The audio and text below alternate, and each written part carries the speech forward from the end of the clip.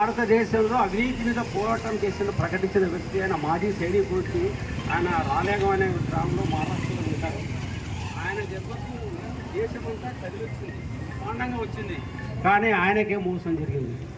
ఇది మన భారతదేశ పరిస్థితి. ఆయన ఎంబడున్న కిరణ్ బేడి ముఖ్యమంత్రి పదవికి పోయింది. ఆయన ఎవరున్న ఆమ్ ఆద్మీ పార్టీ ఆయన ఎవరు కేజ్రీవాల్ ముఖ్యమంత్రి అయినాడు, కానీ అతను ఇంకా అదే గ్రామంలో ఉన్నాడు సార్, రాలేగంలో. ఆయన చూసి ఏడ్చాల, ఒకసారి రాలేకపోయారండి. అక్కడ పోటీ పెట్టినారు. ఆ గ్రామంలో మద్యపాన మీద ప్రవేశం లేదు. అటువంటి గ్రామంగా కావాలా.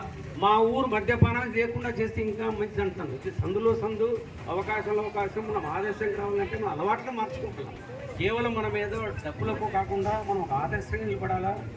వీలైనంత వరకు మన గ్రామంలో తాగేది మానేస్తామని శపథం చేసి అది ఒక శిబిరం పెడితే బాగుంటుంది. ఇది కావాలండి. మనకు మట్కా వద్దు, గుట్టుగా వద్దు, అదేవిధంగా మద్యపానం వద్దు. ఈ మూడు మేము మా సొసైటీ దాంట్లో తీసుకుంటాం. మట్కా వద్దు, మద్యం వద్దు, ఎంతమంది చూస్తారో ఏమవుతుంది, కానీ దయచేసి దాని దూరంగా ఉండండి. అది దూరంగా ఉంటే మనం నైతిక శక్తి పెరుగుతుంది.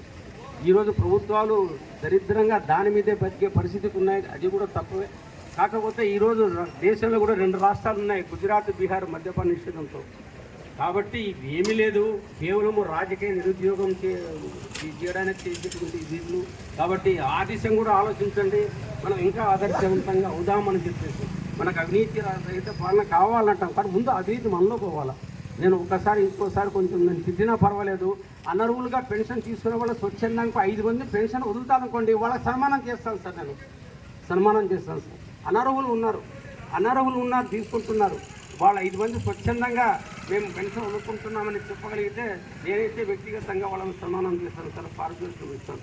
అది అవసరం, మనలోనే ఉంది. మనమే తప్పు చేస్తూ నువ్వు తప్పు చేస్తున్నావు అన్నంతసేపు మనము డిఫెన్స్లో పడిపోతాం. ఆ నైతిక శక్తి అరవణానికి రావాలి. అరివాణం ఒక పెద్ద ఆదర్శ గ్రామంగా మలచడానికి ఇది మనకు అవకాశంగా వచ్చింది. వాళ్ళే మనకు అవకాశం చేసుకుంటూ అన్ని రకాల మనం బాగుపడాలి. విద్యలో బాగుపడాలి, ప్రభుత్వాలు బాగా చేసుకోవాలి, వర్క్స్ బాగా చేసుకోవాలి అని చెప్పుకుంటూ ఈ ఉద్యమాన్ని అందరు కలిసికట్టుగా తీసుకుపోయి నేనంటే రాష్ట్ర ప్రపంచ స్థాయి కూడా పోవచ్చు. అందుకే చెప్తున్నా, అన్నాదే గుర్తుపెట్టుకోండి. ఆయన చూసినాడు, ఇంకా ఊళ్ళోనే ఉన్నాడు ఆయన, కానీ కేసు తప్పేం లేదు. కాబట్టి మనం చేస్తామని చెప్పేసి అవకాశం తెరవడం శ్రీరంగ స్వామి, అదేవిధంగా అందరి జీవితంలో మనకు ప్రశంసలు కోరుకుంటూ ఈ అవకాశం ఇచ్చిన అందరికీ కూడా ధన్యవాదాలు తెలుసుకుంటూ ముందుగా అందరికీ కూడా సంక్రాంతి శుభాకాంక్షలతో ఈ అన్న ప్రసంగాన్ని ముగిస్తున్నాం. కావాలి